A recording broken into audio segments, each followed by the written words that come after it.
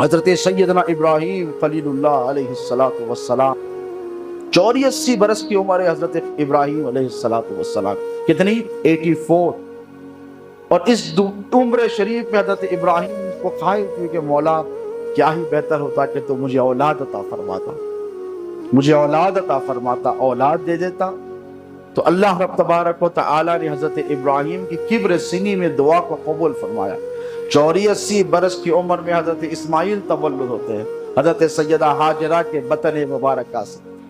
84 برس یعنی کتنا انتظار کیا حضرت ابراہیم علیہ السلام نے کہ لوگ نا امید ہو جاتے ہیں، ہے کہ نہیں؟ بھئی 40-50 سال کی عمر نکل جائے اس کے بعد لوگ کہتے ہیں بھئی اس کو بچہ ہونے والا نہیں ہے، لیکن لا تقنطوا من رحمت اللہ، اللہ کا ارشاد ہے کہ اللہ کی رحمت سے مایوس مت ہونا۔ تو حضرت ابراہیم کبھی مایوس نہیں ہوئے، مانگتے رہے، اللہ کے در کو چھوڑ کر لمحے کے لیے بھی نہیں گئے۔ اللہ نے دعا قبول فرما لی، کہا جا بیٹا دیتا ہوں، دے دیا۔ اب جب دے دیا تو پھر امتحان، کہا اچھا بیٹا تو ہو گیا اور بڑا لاڑ آ رہا ہے میرے خلیل کو، یعنی میرے دوست کو جو میرے ذکر میں اذکار میں مشغول رہتا تھا، بیٹے پہ بڑی محبت آ رہی ہے۔ اچھا، کہا جبرائیل جاؤ ایک اونٹنی لے کر جاؤ، اور اونٹنی لے کر گئے کہاں؟ فلسطین کی سرزمین پر۔ اللہ وہاں کے مسلمانوں پر فضل و کرم فرمائے اور مسجد اقصیٰ کی حفاظت فرمائے۔ مسجد اقصیٰ پر اترے حضرت ابراہیم، حضرت جبرائیل ایک اونٹنی لے کر آئے، بیٹھ گئے اور کہا چلیے۔ تو کہا کہاں جانا ہے؟ کہا اللہ کا حکم ہے۔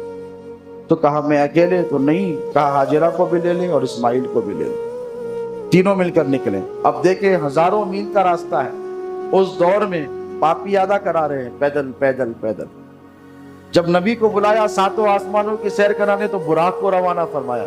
اب یہاں امتحان ہے، وہاں انعام تھا، انعام بعد میں ملنے والا ہے حضرت ابراہیم، لیکن بلایا، اور جب بلایا تو جانے لگے۔ تو جب پہنچے، چلتے چلتے چلتے کئی مہینوں کا سفر ہوا تو مکے کے کالے اور سیاہ پہاڑ جب نظر آنے لگے، بے آب و گیا جگہ، یعنی پانی کا ایک قطرہ نہیں۔ لائف کا جو ایسنس ہوتا ہے وہ پانی ہے، جہاں پانی ہے وہاں زندگانی ہے، اور جہاں پانی نہیں وہاں زندگی کا تصور محال ہے۔ بتائیے چاند میں رہ سکتے ہیں، مارس میں رہ سکتے ہیں؟ نہیں، کیوں؟ پانی نہیں ہے وہاں۔ ابھی سرچ جاری ہے، ریسرچ کر رہے ہیں لوگ۔ تو جہاں پانی ہے آبادیاں وہیں بستی ہے، اس کو یاد رکھیں۔ یہ دنیا کا نظام ہے، اللہ نے نظام بنایا ہے دنیا کا، لیکن حق سبحانہ و تعالیٰ نے حضرت ابراہیم کے امتحان کے لیے ایسی جگہ کو منتخب فرمایا جہاں پانی کا ایک قطرہ نہیں، جس زمین پر جانے سے لوگ گھبرا جاتے کہ اگر ان پہاڑوں میں ہم پھنس جائیں تو ہمیں پانی نہیں ملے گا، کہاں اتر جاؤ۔ جہاں خانہ کعبہ کی عمارت حضرت آدم نے سب سے پہلے بنائی تھی، وہاں لا کر روک دیا، اور کہا جبرائیل نے حکم دیا، اللہ کا حکم ہے، ان دونوں کو چھوڑیں اور چلے جائیں واپس فلسطین۔ حضرت ابراہیم پریشان ہو گئے، کہنے لگے کیا ان کو یہاں تنہا چھوڑ کر چلا جاؤں؟